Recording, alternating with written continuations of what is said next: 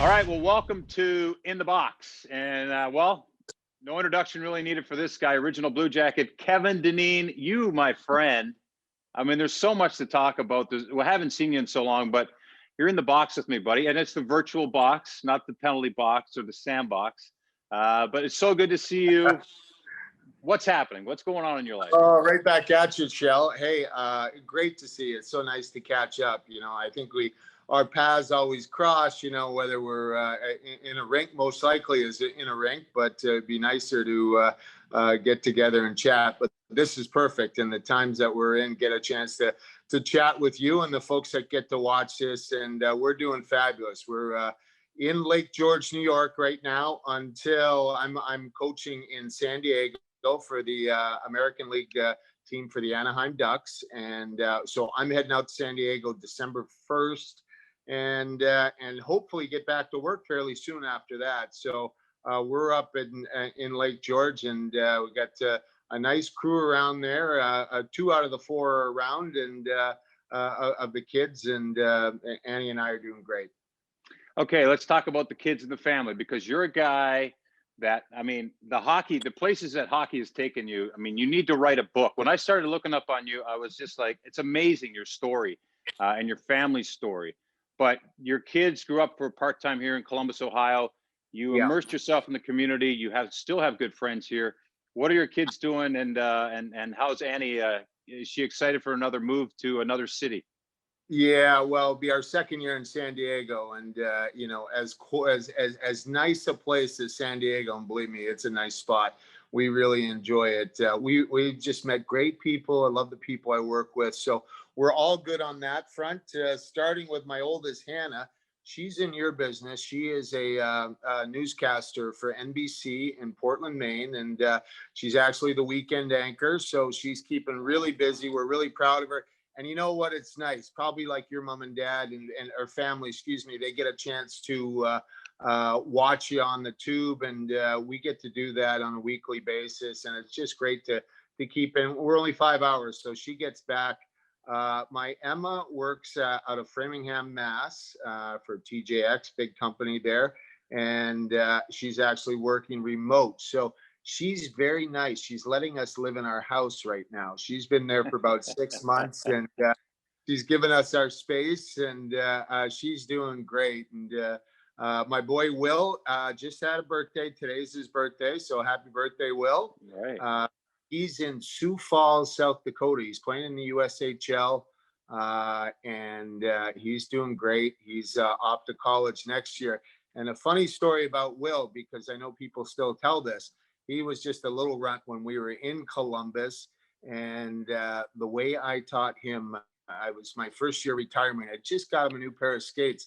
And I used to go out. You guys used to be on the road, and I'd go out and I'd go into the dressing room. I'd steal bubble gum, and I'd throw the bubble gum out in the middle of the nationwide, and he'd have to skate out to get the bubble gum. So that's where he first learned to skate. So nationwide's got some great memories for us. So he's off to Yale next year. We're really proud of him and his success on and off the ice. So our youngest, Declan, he is going to be a junior. He's a junior, going to be. Aren't we all saying that? He's at home every day and studying from New York. They're all virtual right now out of California. But when we get out there December 1st, that's supposedly when we're going to the next level, and he's going to be able to go into classes for a couple of days. So Dineen family's great, and look forward to catching up with your crew as well, Shel.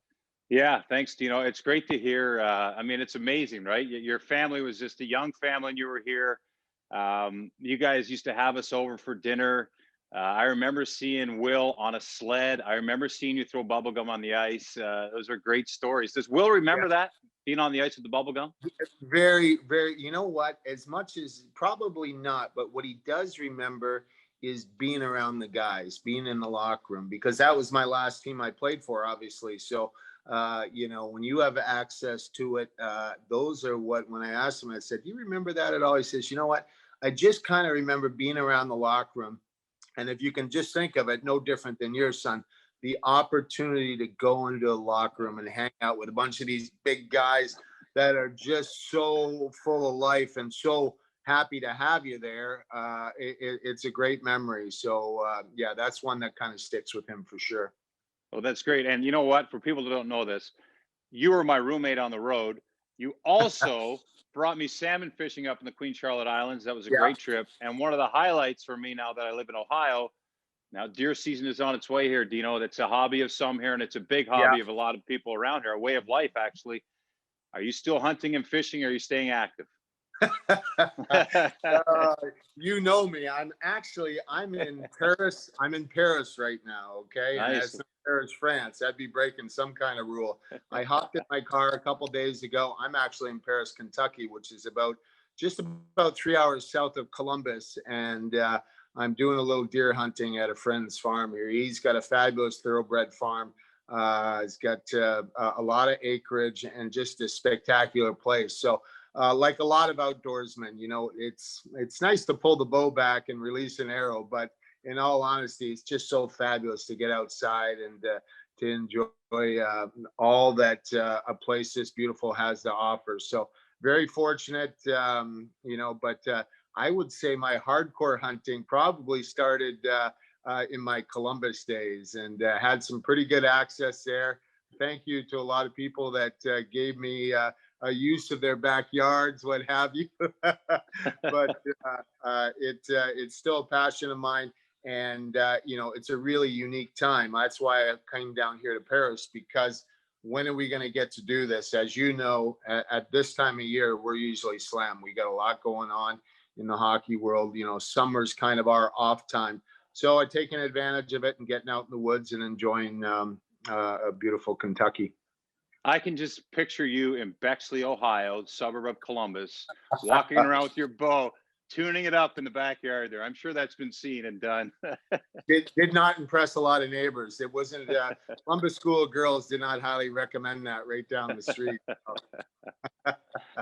So I want to catch up with you on a few things, but it's amazing where hockey has taken you, even from a young kid. I mean, you guys, your dad was Yeah, playing in the National Hockey League, won 2 Stanley Cups. He coached in the National Hockey League. Sorry about his passing a few years ago, but you grew up around hockey. Your family grew up around hockey. yeah, And one thing that I remember is watching you with your Rolodex, going through business cards, contacts. Probably something you taught me was, I mean, you talk about where you're at now, the things you yeah. did here in Columbus. You treated people really well, and people talk about the people in this game, and you're a great example of a great leader and a great person. Did you grow up around that? You credit that to hockey, and have you done the same, obviously, with your kids? But you feel like hockey has Yeah. really helped you with a lot of that? You're dating me a Rolodex, that's for sure. Now we have slammed some things into our cell The phone, but Rolodex. yeah, I do agree. I mean, you know what? I was fortunate. I played a long time. I mean, 19 years. You get a chance to see a lot. You meet a lot of people, and I think you evolve as a player and as a person, and you realize that you're in an incredibly fortunate area. Position in life that you're able to maybe affect some people in a positive way. And I always kind of looked at it, it's like that 30-second rule, no matter who it is, whether you're talking Tiger Woods or you're talking a schlub like me, that uh, if someone wants to come up and have a conversation, it's going to happen. It's going to either be a positive 30 seconds or not. You know what I mean? So you can have somebody walk away. It's a good interaction.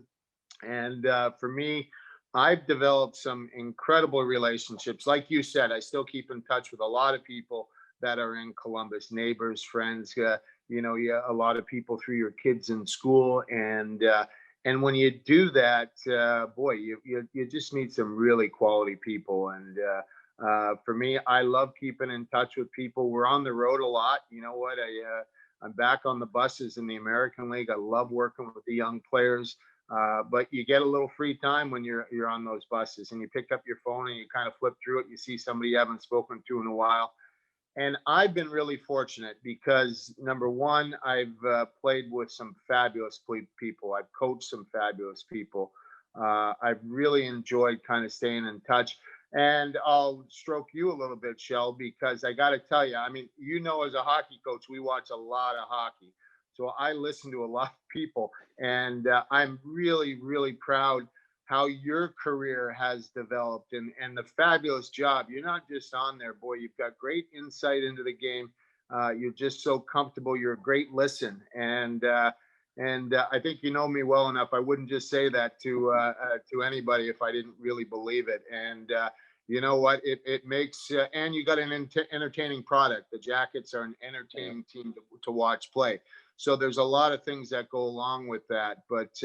You know, it gets back to other friends of mine that, you know what, I get to watch them, whether it's Dean Evison, who I play with, Dave Tippett, Joel Quenneville, all head coaches in the NHL. And I think as you get older, you cheer for personalities and people as much as you do a team. So it's like I say, I've been a fortunate guy. Well, you are, and I appreciate the kind words. It means a lot. You know, we're lucky to be in this business, in this game. So I think we both have that in common, that we appreciate it. I want to get to coaching quickly, because the last time I saw you on the ice, you're at Nationwide Arena. I remember your last goal of your career. I remember kind of the mixed emotion you had because you knew you were at the end of your career, but then you started something that it seems like you instantly were good at it. And I think anyone that knows you knew you'd be a great coach. Do you enjoy it? Do you love the challenges? And what's, I mean, now you're back on the bus. You must love it, obviously. But what is it Yeah. about it that you love? Well, it was interesting because I used to have these arguments with Q all the time about he was coaching in the NHL and I was still playing, and he used to say we'd have these arguments, what was the better job, right? And I'm like, are you kidding? Playing is the only job. It's the best job in the world. He's like, are you kidding? You're making all the decisions is based on wins and losses. And I do got to admit, you get pretty self-focused. You get pretty internally involved in your own career as a player. And the next thing you know, when you get into the coaching, you're responsible for a team of 23 players, trainers, a lot of staff that goes along with that. And for me, at the American League level, for one, to watch these guys absolutely maximize their potential. And as you know, you played in a lot of different leagues and teams as well. That doesn't mean you're going to make it to the NHL. You know, it's just getting absolutely everything you can out of your career. Those things are fabulous. And for me, coaching the American League, I can't tell you how much I enjoyed it. In saying that, when you get to the NHL, either as a head coach, which I was in Florida for 3 years, or an assistant in Chicago for 5 years, how much fun is that? You know, to run the power play in Chicago and to be able to work with that incredible talent from that they have. So, you know what? It's a fabulous job. And for me, I can not say that I've had too many bad days of work. You know what? This interview, I could take this forever. You got to write a book, man. You got so many great insights and so many different aspects of life. But I'm going to wrap this up with a couple questions, just about. And congratulations, by the way, on winning the Stanley Cup. There was one question I want to ask you. Is there something about winning it that surprised you? Is there something about it happening to you now that you look back, you think, wow, that was something? I get it. I always get a little emotional when I talk about it. You kind of got a little space from it, but I have to tell you, when we were up 2-0, we're at home. It's getting down. The clock's clicking down. And for me, it was, you know what, everybody else is kind of celebrating. And honestly, it was like, to me, like a sense of relief. And I think, you know, that I had a long career and there's a few real close calls as far as getting all the way. And when it doesn't happen, I think, you know, I wouldn't say you got a lot of sting to it, but you know what, you sit there and you watch somebody else win the cup year after year. You kind of, like I say, enjoy people that have won it. When it doesn't happen for you, you know, it's got a little foo. And I tell you what, there was relief. And then after, you know what, when you bring your family on the ice and you get to enjoy that moment with the crew, because as you know, that's a real team effort. Boy, what a whirlwind. It was a fabulous time. And I still keep in touch with some of those guys on the Blackhawks, and very grateful I was able to coach such great players and do something like win a cup with them. That's awesome. I got to go back to the Blue Jackets. It's been 20 years. This is the 20th year since they started in the National Hockey League. If you can take us back to that, maybe the first year or the first moment where you're in Columbus, Ohio. You're part of a new team. I mean, what was that like? And when you look back at that, do you smile and think about that experience? Well, what I remember is we're all in a hotel. The players were all kind of looking for houses, and some guys were bringing their families, and we're in September. So what's the talk in Columbus, Ohio, in September? Buckeye football, right? We're Right. all about the Buckeyes, and all that action's going on, and the Blue Jackets we're kind of feeling our way into the town.